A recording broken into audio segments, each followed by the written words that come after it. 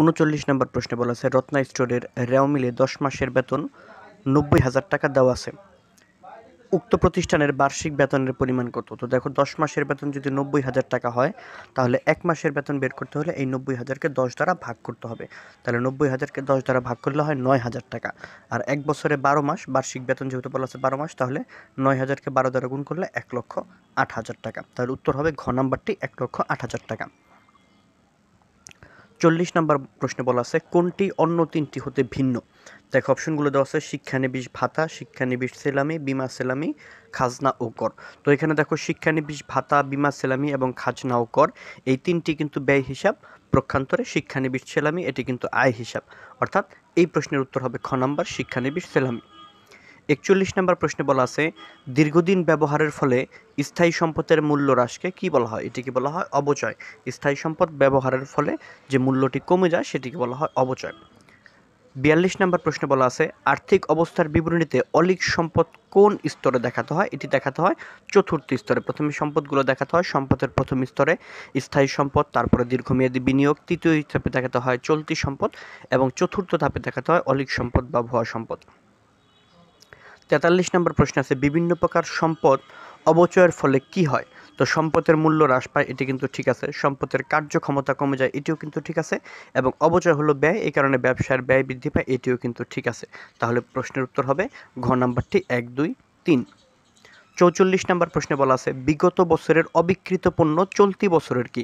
দেখো বিগত বছরের অবিক্রিত পণ্য মানে থাকলেই আমাদের কিন্তু মনে হতে পারে এটি সমাপনী মজুত পণ্য হবে, কিন্তু আসলে এই প্রশ্নের উত্তর কিন্তু সমাপনী মজুত পণ্য হবে না, কারণ বলা আছে বিগত বছরের।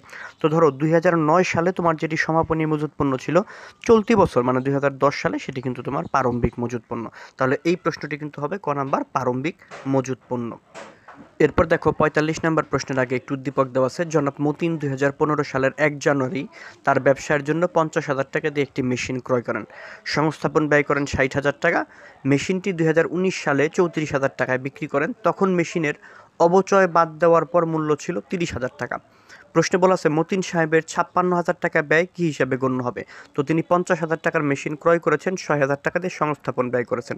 তো এই দুইটাই কিন্তু তার মূলধন জাতীয় ব্যয়, কারণ স্থায়ী সম্পদের জন্য যত খরচ করা হয় তার সবই মূলধন জাতীয় ব্যয়।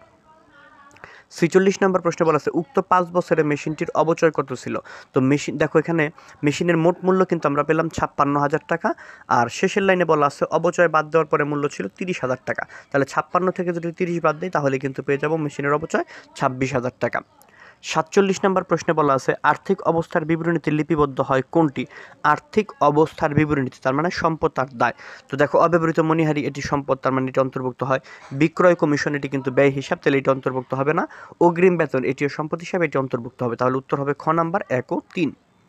এরপর দেখো আরও একটি উদ্দীপক দেওয়া আছে ব্যবসায়ী মনির আধুনিক ও বিজ্ঞানসম্মত উপায়ে লেনদেন লিপিবদ্ধ করে একটি ধারাবাহিক প্রক্রিয়া শেষ করেন।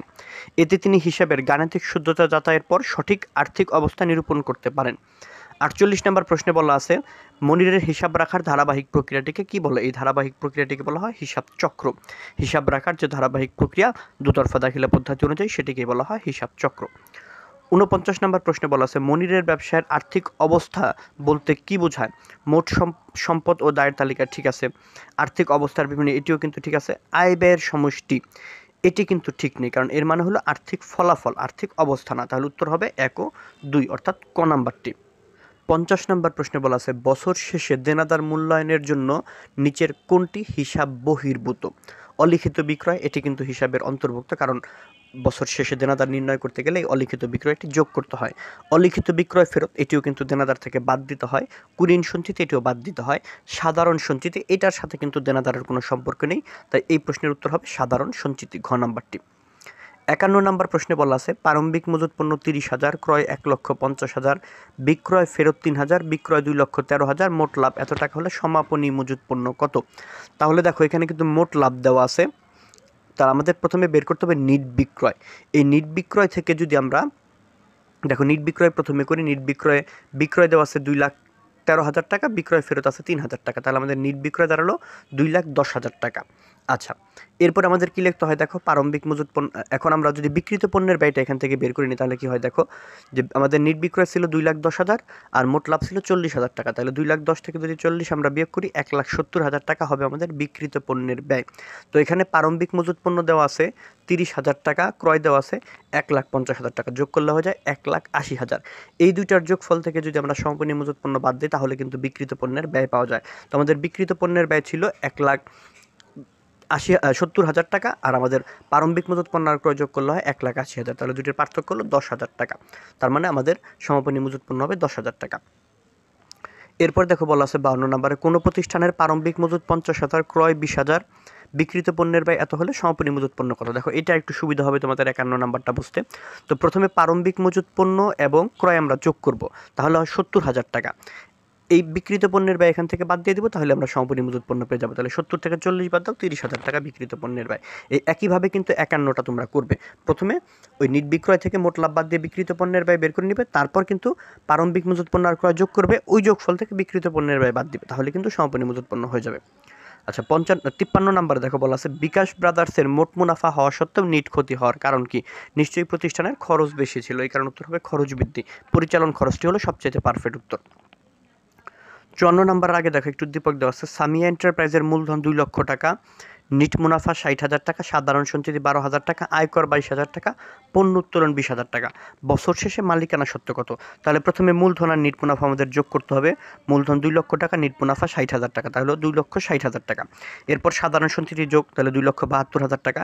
এখান থেকে পণ্য উত্তোলন এবং আয়কর বাদ দিতে হবে। তো পণ্য উত্তোলন আর আয়কর যদি আমরা বাদ দিই তাহলে দেখো 2,72,000 থেকে 22 যদি আমরা বাদ দিই তাহলে 2,50,000, সেখান থেকে 20 বাদ দিলে 2,30,000।